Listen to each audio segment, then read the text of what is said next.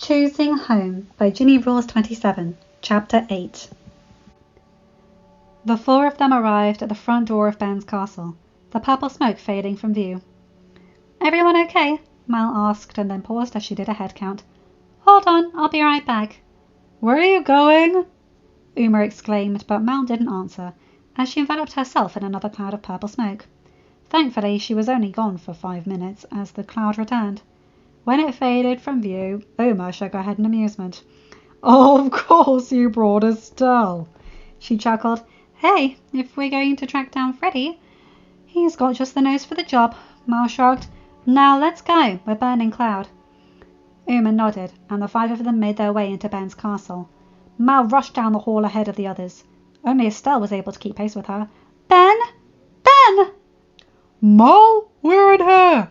Beast said as he opened the door to Ben's office and poked his head out. Mal sighed in relief as they made their way into Ben's office, Jay closing the door behind him. "Ben!" Mal exclaimed, rushing towards him. "Mal!" Ben sighed in relief and made his way towards her. The two of them met in the middle, almost slamming their lips into each other as they met. They completely forgot that they had an audience of their parents and friends. Azuma, Harry, Jay and Estelle had followed Mal into the office. "Is it me, or is there a slight possessive edge to Ben's kiss?" Mal thought. It was almost as if the kiss was screaming, "Mine." Then again, there was a relieved edge to Mal's kiss, as if she was telling him, "Thank the gods you're all right." Not that Ben wasn't sending her those vibes as well. Jay coughed after about 5 minutes of the rest of them awkwardly standing there as Ben and Mal kissed. "Captain, we're as glad as we all are that Ben is all right. We really don't have time for this," Harry chimed in before adding with a slight mutter. "Also, we really don't want to see that." Mal was like a third sister to him, and if someone who had told Mal years ago that she would run straight for the King of Oradon's arms and kiss him, she would have told Harry to pinch them into the dogs.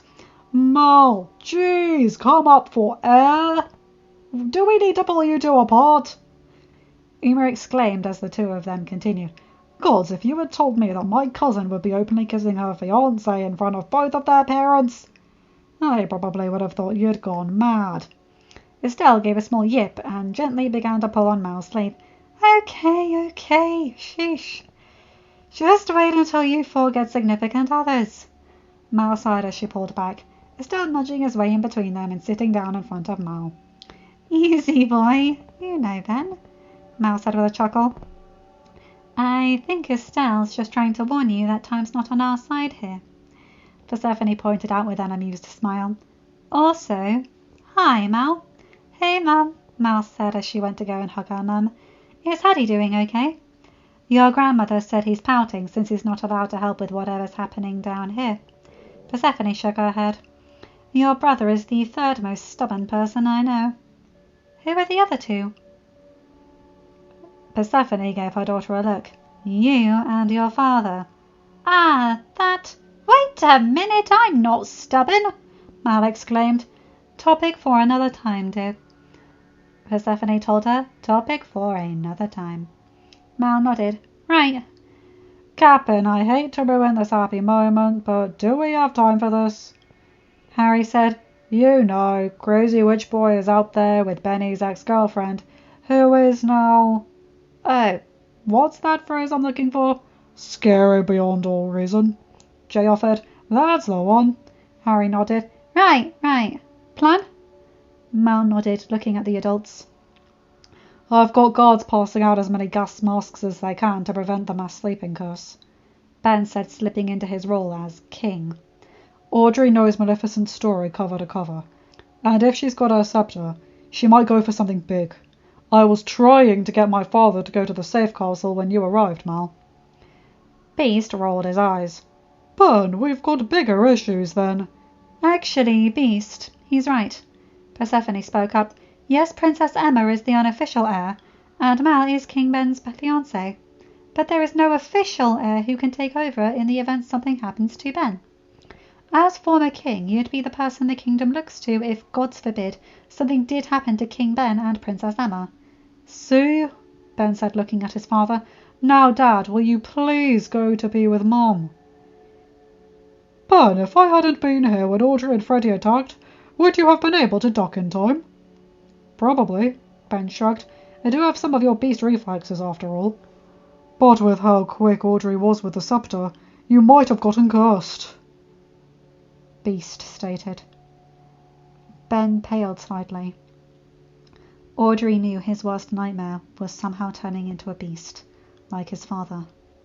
Knowing her, that would be exactly what she'd go for. Hey, Mal said, noticing a change in Ben. It's okay. You're still you, and clearly Audrey didn't get a chance to curse you again. And she's not going to get that chance. Not if I can help it. Dad gave me his ember. It's the only thing stronger than Maleficent's scepter or Freddy's craziness. You'll be fine. I promise. Thank you, Mal. Ben said softly, nodding his head before switching gears and turning to look at his dad. Dad, please. If you won't go for your own safety, will you at least go to make sure Mum's all right? Beast sighed and Ben bit his lip. Dad, please don't make me pull rank. Ben told him. We both know I can do it, but it feels weird to give my dad orders. All right, Ben, but I don't like it. Beast said with another sigh. Neither do I, Dad, but at least I know you and Mum are safe. Ben said with a sigh of his own.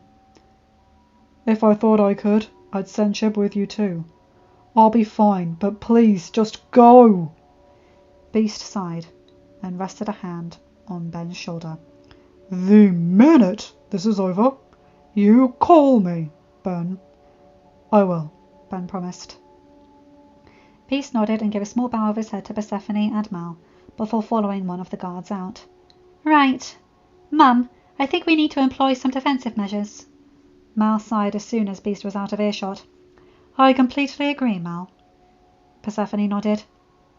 I'll leave it up to you, but whatever's the closest plant glowing around the castle, get it so it's surrounding the castle. Mal stated, if we have to take a page from Maleficent's book and have a giant grove of thorns, all the better. Because if we're taking from Maleficent, you know Audrey will too. I want this castle tight enough to no mist can get through. Actually, Mal, I think she's already started, Ben said softly. Audrey said she'd reverse the curse. She started putting on the kingdom, before hinting that she was going to see an old friend. Jane! Mal and Ben exclaimed at the same time, locking eyes with each other. Lonnie! Jay pointed out, Audrey used to be friends with Lonnie too. Mal shook her head. As much as I want to agree with you, Jay, Jane's the one throwing the birthday party. It's the largest collection of AKs in one area. Perfect for Audrey to launch a full-scale attack. But Carlos is there, Harry pointed out. So's Gil. You all told Jane what was happening, right? I cancelled with her as soon as Audrey left, Ben nodded. That doesn't mean people are going to listen, though. Right, I forgot that all you Oridonians don't have survival instincts. Harry muttered. If either one of his sisters found their way under a sleeping curse, Audrey was going to taste his hook. It didn't matter that she was a girl. Mal frowned. Ben, you don't think Audrey's parents were under the sleeping curse, do you? I mean, you just said she already started. Ben shook his head. Likely she went after her former cheerleading squad. Minus Evie, since you didn't say she was under the sleeping curse. Mal. Audrey made a demand. What was it? That she'd release the curse if I made her my queen. Mal couldn't help but hiss slightly at that, causing Estelle to nudge her hand. I'm okay, boy, Mal told him, but added with a slight growl, but Audrey won't be. Easy, my dragon, Ben said, trying to soothe her. Ben, she went after you, and she teamed up with Freddie.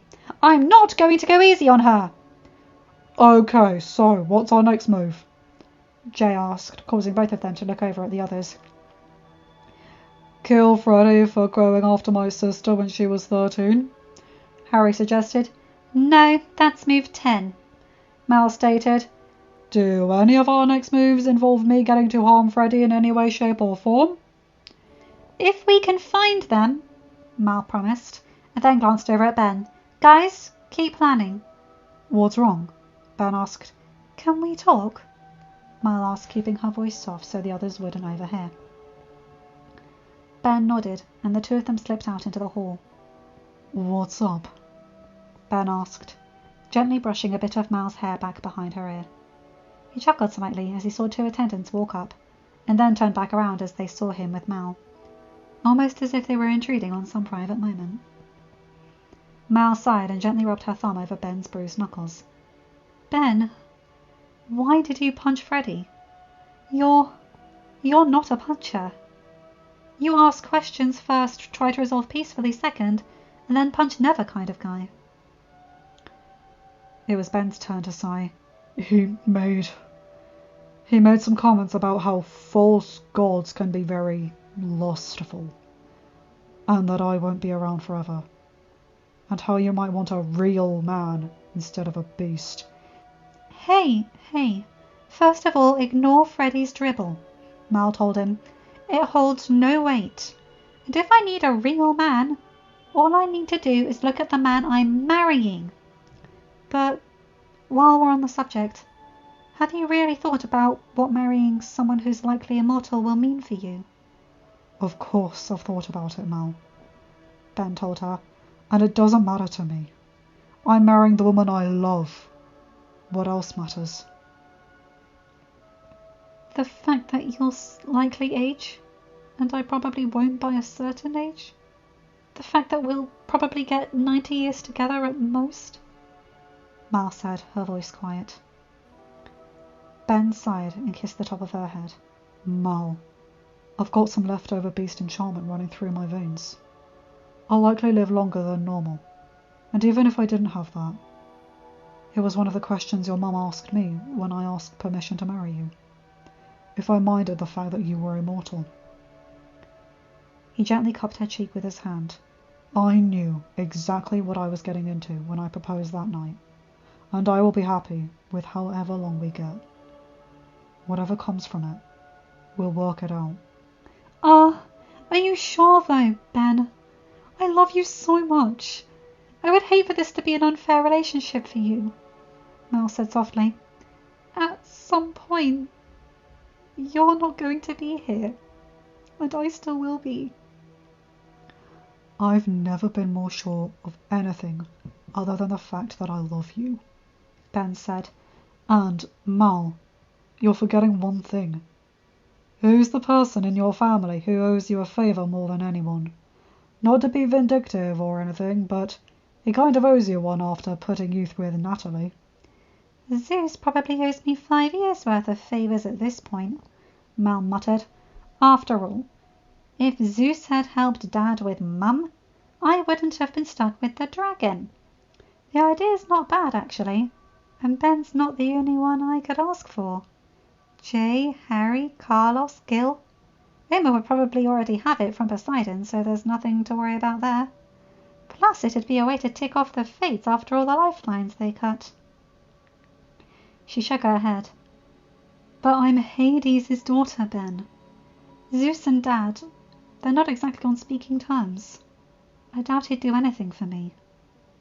Mal, whose daughter you are doesn't matter. This is about an uncle making sure his niece doesn't go through years of heartbreak, Ben said, gently rubbing Mal's cheek with his thumb.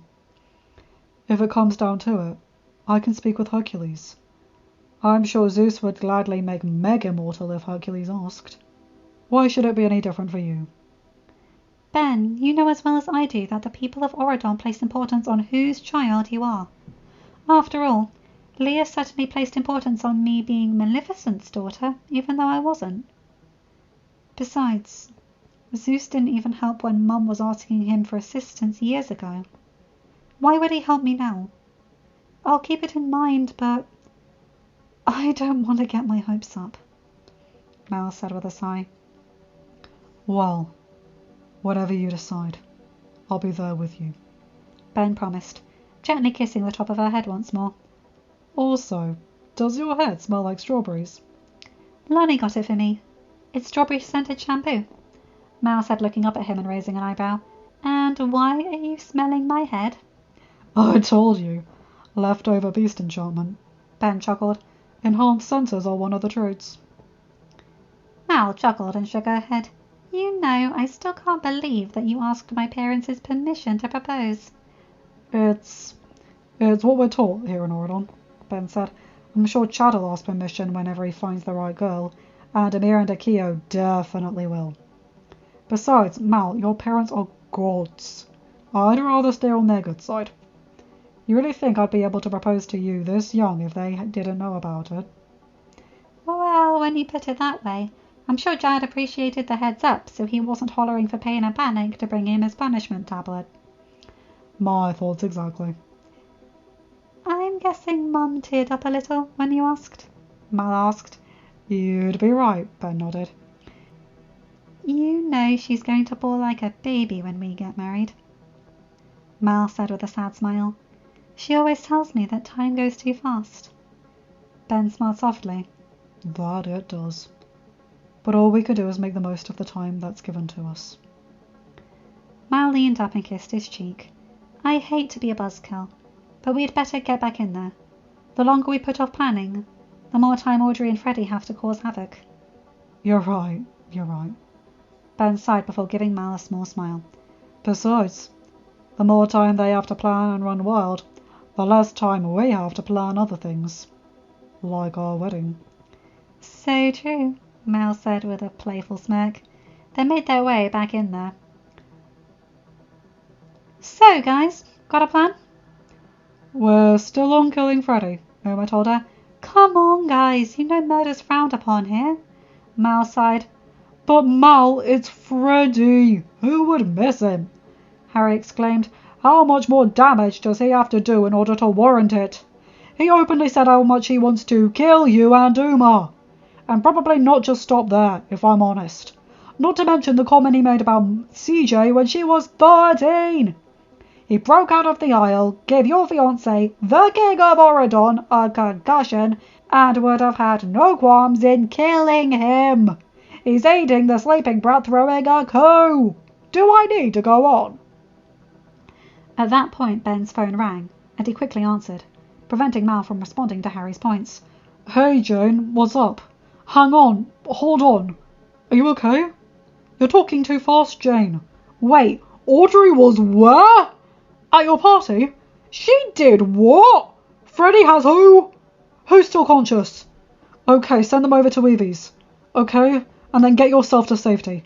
Try spraying who you can with enchanted lake water now that I think about it. Okay. Talk to you soon, Jane. He ended the call and put his phone back in his pocket, his hands shaking slightly, though whether from shock or rage, Mal wasn't sure. What happened? Mal asked. Audrey and Freddie just attacked Jane's party. Ben sighed. Audrey cast another sleeping curse. Probably to strengthen the one she cast before she came here. Well, I mean, we knew that was going to happen. Uma said. Maleficent's scepter? Might as well follow Maleficent's shtick. Mal shook her head, seeing the pained look on Ben's face. Ben, what else did she do? Mal, they took Chad, Ben said, his voice no higher than a whisper, and Mal felt her heart shatter for him. No matter what Charming had done, he didn't deserve to be held captive at the hands of Freddie Frollo. We'll get him back, Ben, Mal promised. Just have hope. Please, keep your hope. Mal thought as Ben nodded. Damn it, Freddie. Haven't you done enough damage for one lifetime? Do you have to destroy Ben's hope as well? End of chapter. Hi guys, hope you enjoyed that. I've been looking forward to doing that chapter because of how emotional it is. I hope I got it right. Oh god, that immortality-mortality debate. Good lord. Can I just say, Ben is the king of green flags. Damn, this boy thinks of everything. And he does it with emotional intelligence and forethought. That's really, really well done. I like how worried they are about Jane. From what I've seen, apart from with Carlos, she's basically the entire cast's little sister, from what I've seen of their dynamics, and I love that idea. And also the fact that Ben punched Freddie. Go, Benny boy! Show him you're in a beast! And also that bit with Mal thinking Freddie and Audrey might destroy Ben's hope. Good lord, get that boy a hug. Anyway, you guys know the drill. Like, comment and subscribe and hit that bell to get notified for whenever I upload a new video. Have a good day, night, or whatever time zone you're in. Bye, my guys, gals, and non-bino pals. I'll see you in another video. Take care.